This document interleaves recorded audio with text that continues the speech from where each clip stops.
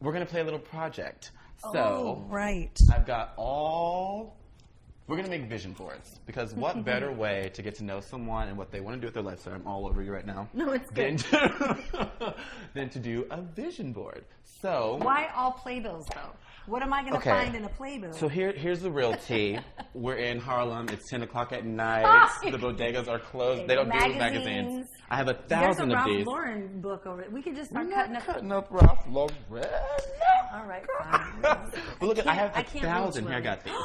I'm not cutting up a Hairspray program. Oh, no. First of all, there's other ones that are signed here. We also have the one. Oh my God, Nicole, look at this.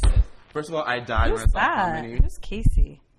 I don't know these people. I know it's not in this company. All right, Tarita. This company was Daniel for like Robinson. 11 years. Daniel Robinson was my mother's dance student back in Portland, Oregon, and he came up and was one of the late. Are you kidding me? No, dead ass. Look how many look how old people it called is. out of that. One day. Broadway. Team Swing. I was like, Broadway. There were like 8 different things in there. George Ashley Parker. This is fantastic. I can't cut this up. This is history. No, there's way more of these. Okay. Do you know Hairspray was the first show I ever saw on Broadway? Was it really? It's literally the reason that I moved to the city. I remember I did standing room only 5 times for that show. I will cry. That's a great first show. It's the one that it was my first tour. It's the first time I worked at Paper Mill. That show means so much to me. I love that. Me too. Best 2 years of my life. How did that come about for you with Hairspray? Did you just audition? Here's some scissors. I auditioned one time for the glue. I auditioned one time for the. Oh look, there's magazines. See, there's dramatists. My roommate is a writer. You are serious. Oh yeah, I'm full. We are full out here at thanking you. Dramatists. And I was like, just in case she's thanks for a new You're world. You're like, I will. You want to cut this up now? Verge. Yeah. Oh, he's got his ticket. Yeah. See, I attend the shows too. I don't just stalk. I'm already burping from the champagne. Me too. Don't say what kind it is. Oh yeah, because I'm not paying for that. I already know. I'm taking this one. Hairspray happened. I auditioned for the workshop for Tracy. I didn't get it. Not for any specific. I just want the mic. I'm gonna cut this one up. Color purple. I auditioned for the workshop. I didn't get it. So then when they called me to come in for the Broadway show, because they auditioned for Tracy, and they're like, no, she's not it. So when my agents called me to come in for the Broadway show, I was in LA, and I was about to move to LA because I was gonna be a pop star. And my agents were like, can you come back to New York? Like J-Lo. Okay. Can you come back to New York for this Hairspray audition? And I was like, no, I'm in LA. And they're like, okay. And I said, they don't want me anyway. I already auditioned. They said no. So then I got a call from Ricky Minor, who's like the MD, Whitney Houston's MD, like the MD to the star. Yes, her birthday was yesterday. It was indeed. Have you seen the new movie? Yeah, I did. We'll talk about that later. Later. So Ricky called and was like, I got your name and number. Can you come in and audition to be Mary J. Blige's backup singer? I was like, I'm on the next flight to New York. So I called my agents and I'm like, I'm coming back to audition for Mary J. So since I'll be back in the city, if you want me to go for Hairspray, I will do it. And it was the best audition of my life. It was the most fun. I'm not really a dancer anymore, so when we did that choreography, I was like, oh, this is my shit. Yeah. Oh my God. It just felt right in my body. It was fun. It didn't feel like 5, 6, 7, 8. It felt like a party. Yes. Everyone, you just knew already. Like, Eric Anthony was in the room, Holly Howard. You just knew. I was already like, well, this is the cast. Yeah. When we walked into rehearsal the first day, I'm like, of course this is who's here. And from that moment forward. Had you known a bunch of people in the industry already? Yeah, peripherally. Yeah. I mean, it's a small industry, and you have. Yeah, Shayna was in Hairspray, and she and I had already been knowing each other. Okay. Name dropping. Is that name dropping? No. It's so weird when you think you're name dropping one of your best friends. That's weird. That's the goal I'm trying to get to, y'all. I'm like, you're dope as hell because you don't see it like that. I don't know what I'm just. Hey girl. So I got color purple because yes, your friends in here. The riff in. How did that come about? Because I've heard rumors and stories. How do you but know this stuff?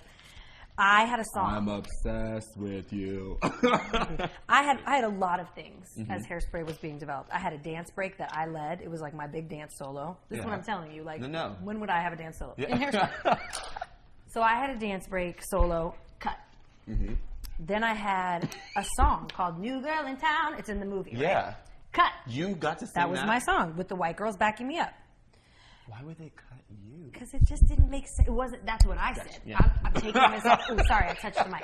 That's what I said. I've taken it all personally. Yeah. Like, it's me. I'm not good enough. You're ruining my Broadway debut. Like, my 20-something-year-old ass was so entitled. I'm like pouting in the corner. Yeah. And bless Mark Shaman's heart, they were like, Shoshana, this has nothing. Like, they were catering to my spoiled brat, only child crap. They're like, Shoshana, it's nothing to do. We are going to find a special moment for you. I promise. We are. Yeah. P.S. Who says that? We're going to find a moment for you. No one. It's your like. And they did. They were like, we know what it is. And of course, I'm still pouting because I'm like, a crossover does not a song make. And yet, it kind of was like the thing that people were like, I remember you. You're the little girl who crossed the stage. When I tell you the girls auditioning for that. In my tour, it was competition. Oh, you did the tour? Oh yeah, I did. So I did. I was the very like last leg of the non-union version. Stop it! I don't care. Like, you got to experience the joy of just doing not that stopping number. the beat every night. I know. That chills again. That is the moment that you can't. You can't be in a bad mood. You can't be in a bad mood. You can't have a bad day. We could get off a truck. We could have been like traveling across. Now that I'm doing equity shows on tour, I'm like, you guys have no idea. Yeah. We've gone straight from like one hotel to the next theater in a totally different country, and like had to help the crew set in because we were, you know what I mean, like. But to do that number and to see the audience face and just to see an entire theater on their feet, no matter what they're going through. You can't fake that. You cannot fake that. It is that's why best it's the best show ever. So then let's talk about the industry. Obviously, everyone knows about your career at least. What are things that everyone. Word on the street is like, you're the shit and like you don't have no problems, but what have you gone through? What are things that you've gone through that maybe we didn't realize, or projects that may have like you really had your heart set on that didn't work out for you? Oh baby, where do I begin? I think that in this business there's more disappointments than triumphs. I really do. But in general, for everyone? I can't speak for everyone. I just think if people... Oh, God. This is a tough one. Yes. I just think there are. I just think by nature, you're going to audition. How many times a year do you audition? How many times a day sometimes? And how many jobs do you get? Exactly. So you're going to throw yourself out there to be... I don't like to use the word rejected, but you're not going to get the job more often than you do get the job. I mean, like, as a bad example, I really wanted Mamma Mia to be my Broadway debut. Like, I had drafted my bio. I was ready like, for the program. Shoshana is thrilled to make her Broadway debut in Mamma Mia. Why Mamma Mia? Because it just felt like it was the right fit. Again, like the audition and everything, I'm like, oh, yeah, I'm this show. And I didn't get it, and I remember being devastated. And then when Hairspray happened, I'm like, how could it have been anything else but Hairspray? Like... And Hairspray not only was the best 2 years and the best show and the most beautiful experience from top to bottom, but like that is my family. My best friends and the people that make up my family of friends are from Hairspray. My best, and we are still a family. You know, there was a weird thing that happened with one of our family members recently, and it's like who she reached out to was our circle of girls from the dressing room. Like it's family, and it just... It doesn't happen all the time in a show. Do you find that in like the recording artist world when it comes to Yes, if you're open to it. I think I spent a good... There's way more competition in that side. There doesn't have to be though, and I think that's the difference. We never compare Jay-Z and Kanye. We talk about we do, but like you're more okay with dudes doing and having their own lane and still been like anytime there's two girls running strong, there has to be some kind of we have to pit them against each other. So like I think that's...